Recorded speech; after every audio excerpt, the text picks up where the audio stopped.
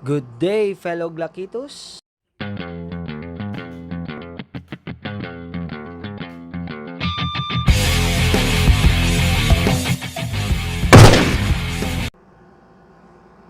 We have here a newly purchased CSA pistol. Let's see what's inside.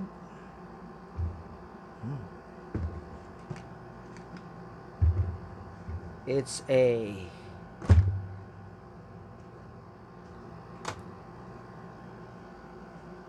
CSA Shadow 2 Urban Gray variant.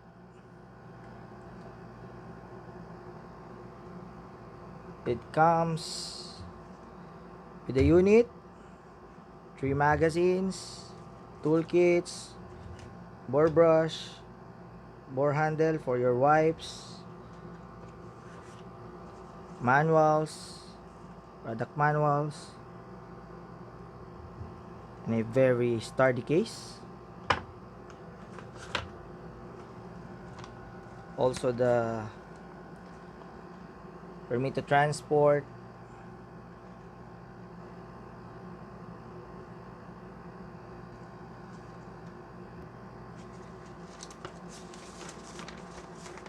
the withdrawal of firearms, and a copy of LTAP, etc.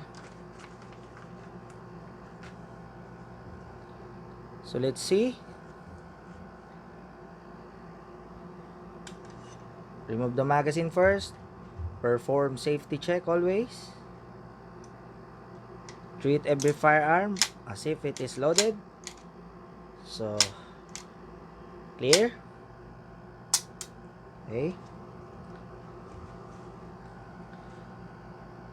This one is an all steel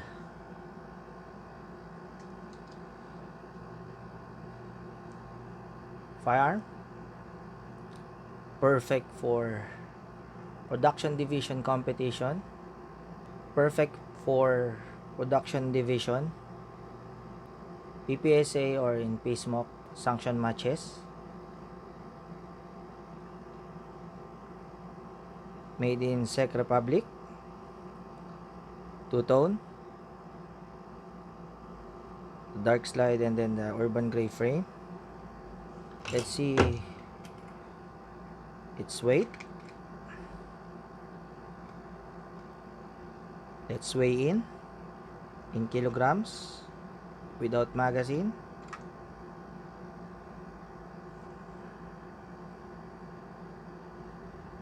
It's 1.22 kilos, 1.22 kilograms. Let's insert the magazine.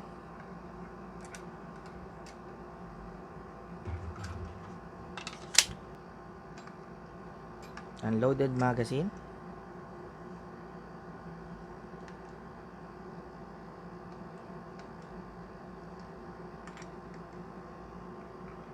Let's reset it first. Okay.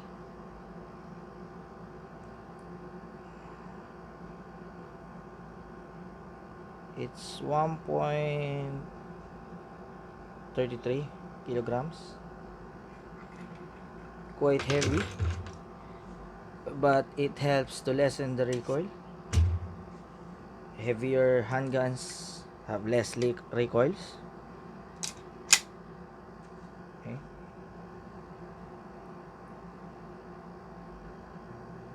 According to CSA, the barrel is a cold hammer forged and has a length of 4.89 inches, a little longer than the SPO1 barrels.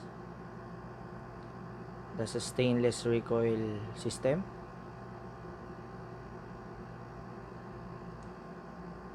Chambered in 9mm. As you notice, it has a deep undercut on the beaver tail and on the trigger guard for closer position the bore axis. It has also an aluminum textured grip,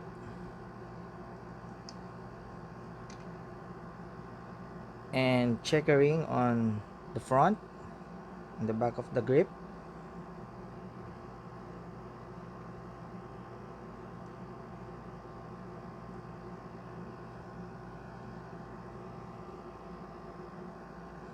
This magazine release is already extended, and it is adjustable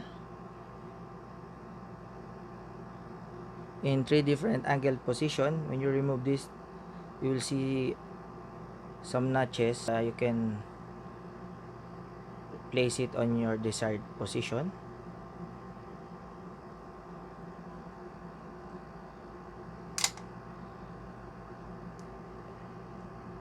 It has an adjustable rear sights,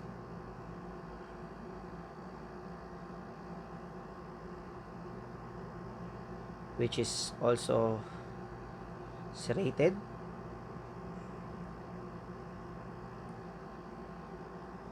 and a slimmer front sight post with red fiber optic rod,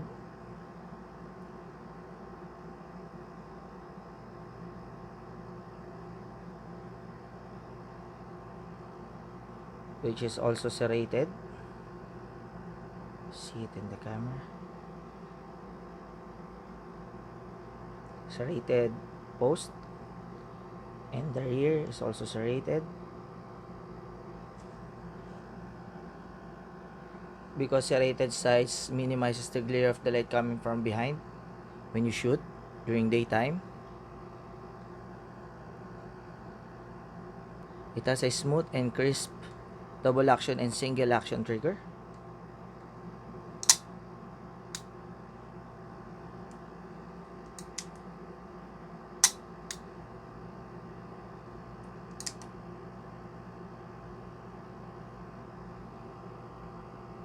When you pull the single action trigger, it may have some take up, and then you'll pass through the wall and then feel a very clean break. Take up, wall, and then a clean break. Okay, let's see the single action trigger pull weight. Let's measure it. Let's see what we'll get.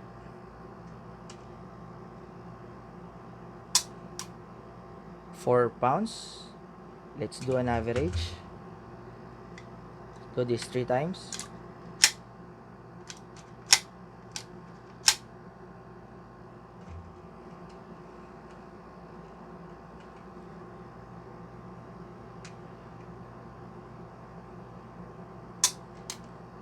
£4, 4.2.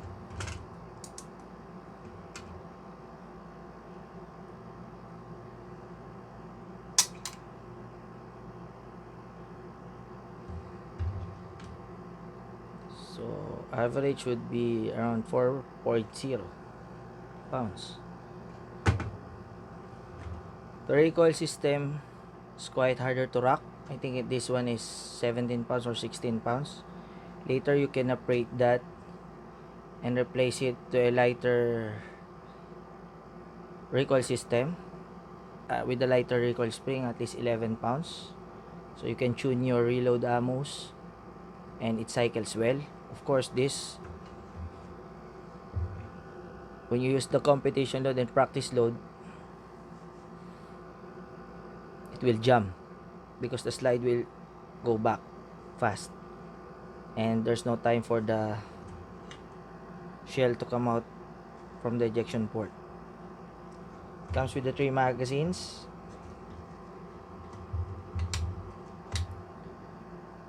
a 19 rounder, engraved with 17 rounder when you have the flat base. So it comes with plus 2 rounder base pad, so it gives you 19 rounds. When you use this to a 40 caliber variant of CSA pistols gives you 15 rounds plus 2 rounds gives you 17 rounds. Comes with a blue follower.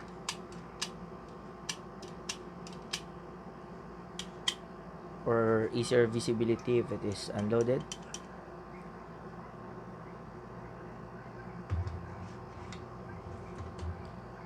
And also I've noticed that the frame has this notch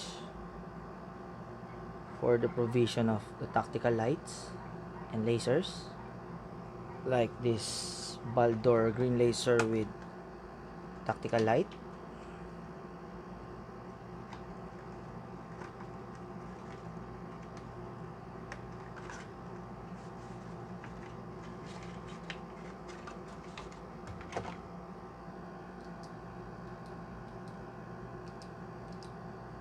Let's see if this plug and play laser and light will fit this type of rail. It fits. Sturdy.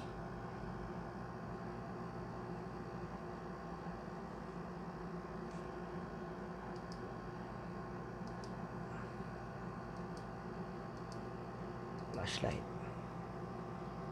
If you want this on laser mode, flashlight, flashlight only, and flashlight with laser. Strobe mode,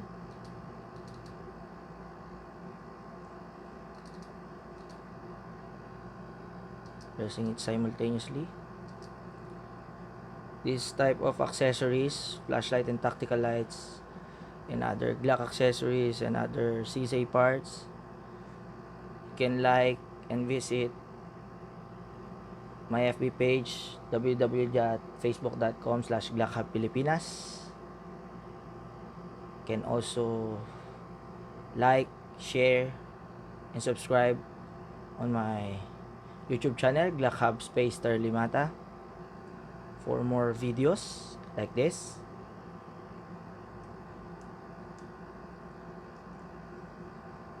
Just detach it quickly.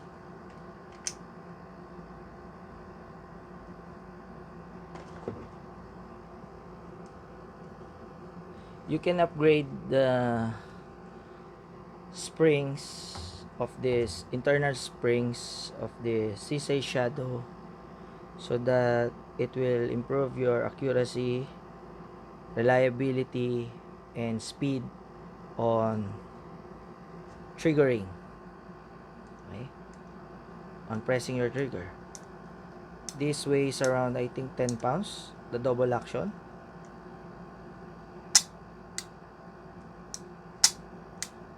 Let's see if it can be read by my manual trigger pull gauge. The maximum is 8 pounds. Oh no, I think it's more than 8, maybe 9 or 10 pounds on the double action trigger. You can upgrade this trigger spring if you intend to compete in the production division, but make sure you pass the limit, up to 3 pounds limit only, not less than 3 pounds for level 3, 4, and 5, or even level 2 if there's an equipment check. You can also upgrade the hammer spring to a lighter. It can be in a medium variant or the light variant. The trigger spring, the medium variant, and the light variant. Also the firing pin spring, you can also do some upgrades. You can replace that using the light spring or the medium spring, striker spring. And also the spring of the recoil system. The ideal pounds for this is the 11 pounds or 12 pounds depending on your ammo load.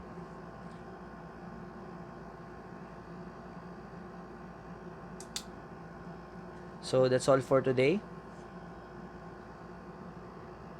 Another all steel from CSA Shadow.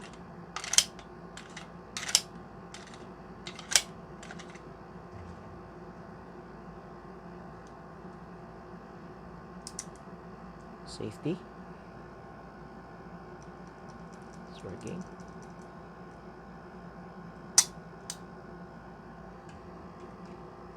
So don't forget to subscribe, like, and share, and ring that notification bell button for more videos, so you will be notified on my next videos here in my YouTube channel, Glacab Space Limata. Thank you and have a good day on the range, fellow Glakitos.